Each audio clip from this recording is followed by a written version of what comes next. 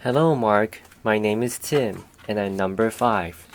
Today, I'm going to read an article called The Nightmare Outcome of a Son's Mental Illness.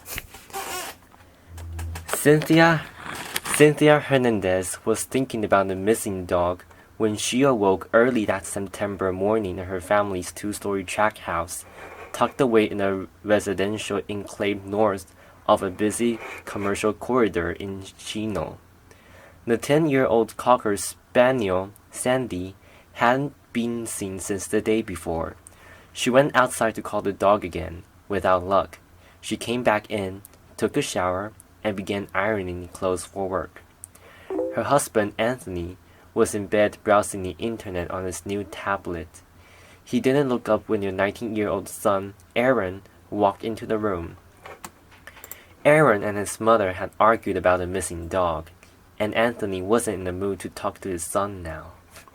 Aaron's behavior had been spinning out of control. He was convinced he was being poisoned by trucks passing on the nearby thoroughfare. Smells and loud noises upset him. He would grow incensed if his mother burned a tortilla in the kitchen, or his grandmother had the television volume too high in her room. He punched holes in the wall and talked about killing himself. Once, his mother said, he told her he dreamed that he had killed her. It was obvious to Cynthia that her son was a danger. She and Anthony had sought help from California's medical, legal, and law enforcement institutions, but they had found only temporary relief and were frustrated by the piecemeal and often impenetrable nature of the state's mental health system.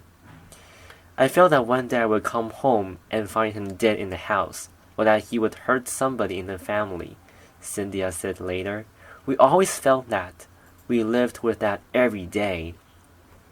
On that September day, Aaron walked up to his father as he sat reading in bed and raised a baseball hat above his head. The youngest of 3 children, Aaron was an artistic kid who loved playing guitar and the video game Hollow.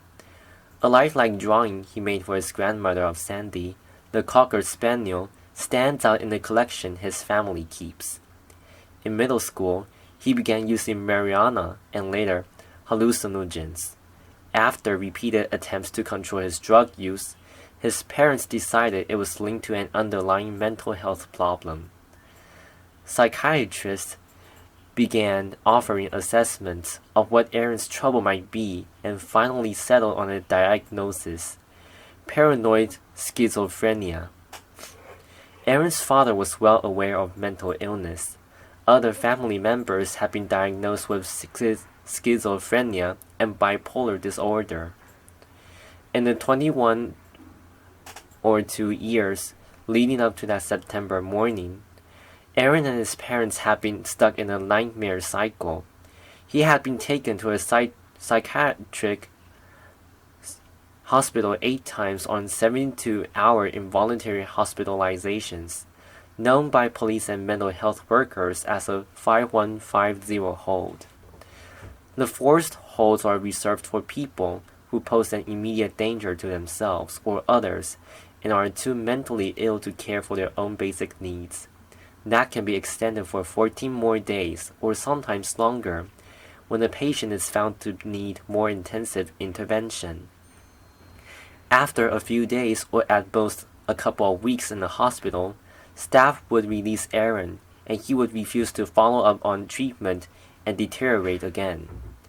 In the most extreme cases, a court may order the patient placed under conservatorship, allowing a family member or other court-appointed person to make medical decisions on their behalf for a year or more. In many cases, that means placing the patient in a locked psychiatric facility and sometimes forcibly administering medication. But how the state law is applied by each of California's 58 counties depends on the money and beds available and the philosophy of county officials, doctors, and judges. What has in essence happened is that every county has sort of crafted the rules that meet their needs the best, says Sherry Krukenberg, vice president of behavioral health for the California hospital Essen. The result, she says, has been very divergent applications of people's civil rights from county to county, city to city, hospital to hospital, and even from physician to physician. Some counties report high rates of 72-hour holds but rarely hold patients longer. Others detain fewer people but keep them longer. And some counties are far more likely than San Bernardino County, where the Hernandez family lives, to initiate this conservatorship process when a patient is referred to them.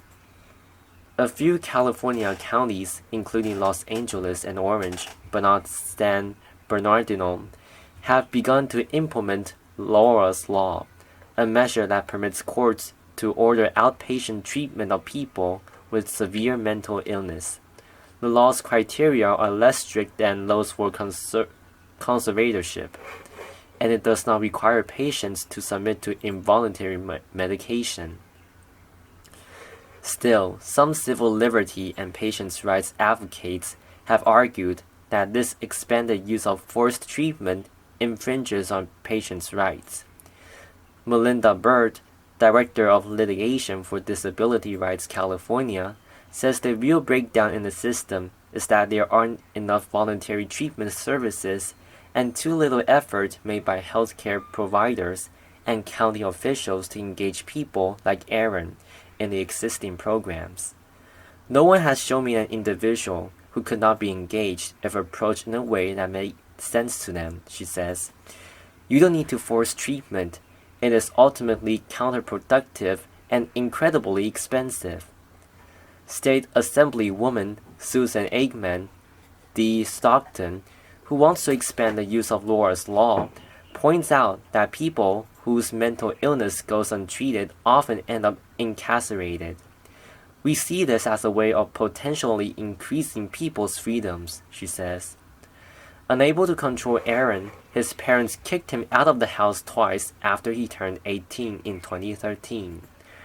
During the first stint of homelessness, he was arrested on charges of indecent exposure and having an open container of alcohol. The case is pending. During his second, he landed in the emergency room with a skull fracture. He said someone hit him with a skateboard. Shaken by each incident, his parents took him back in, but his behavior made them increasingly anxious.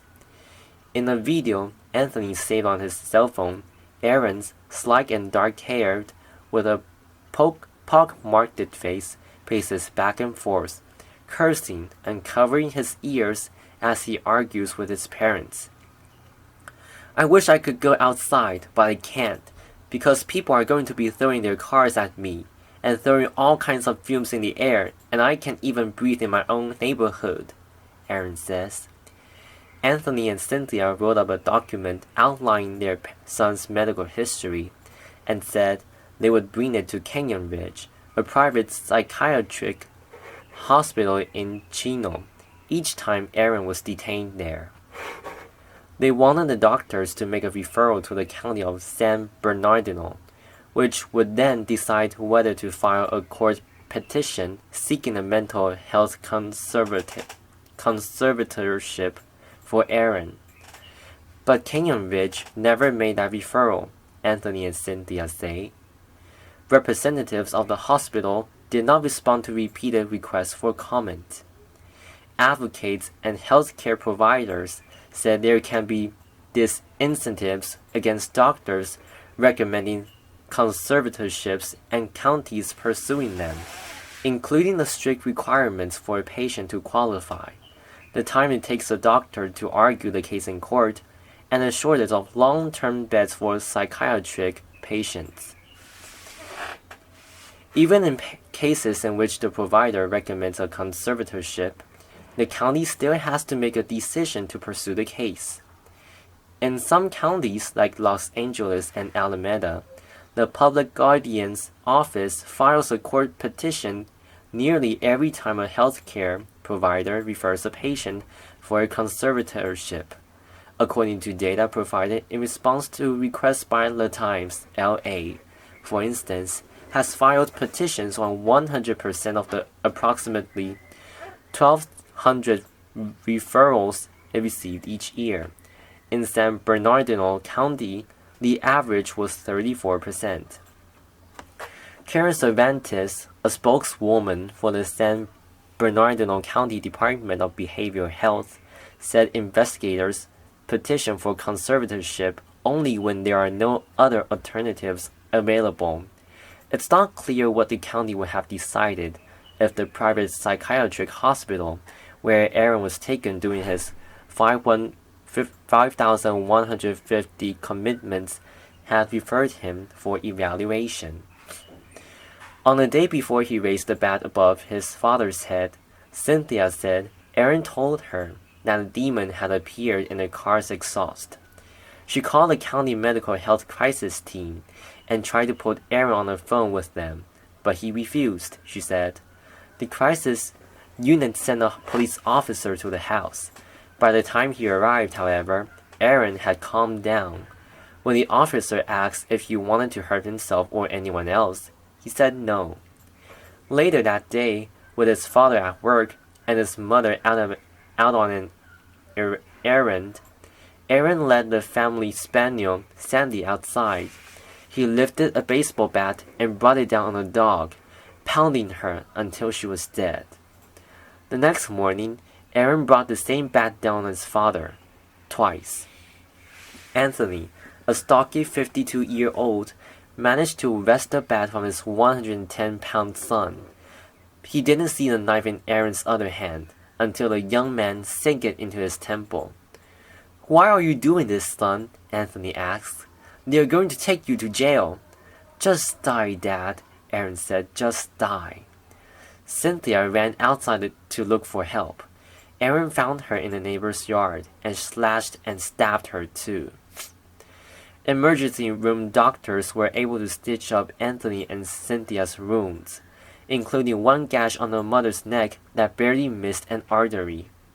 They pulled a fragment of the knife from her scalp. Police officers chased down Aaron and subdued him with a taser.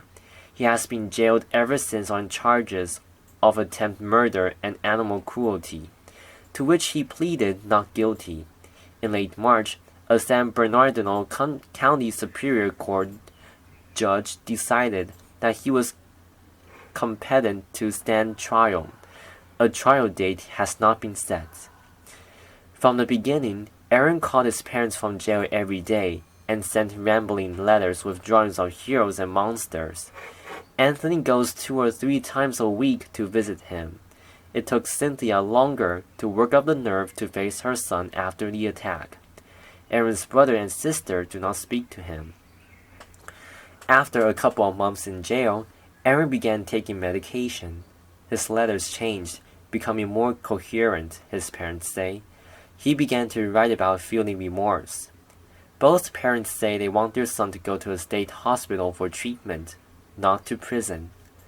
"I'm always relieved that it happened this way, because now we are going to have something done," Anthony said the week after the attack, a stitched-up gash running all the way from his eye to his ear, which is odd to say and strange to feel this way, but this is what we are left with.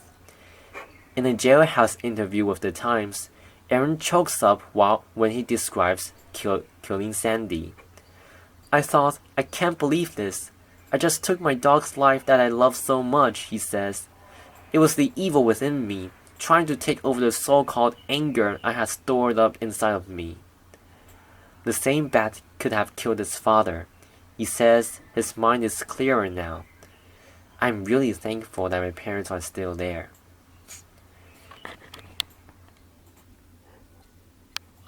This is the end of the reading, and thank you for listening.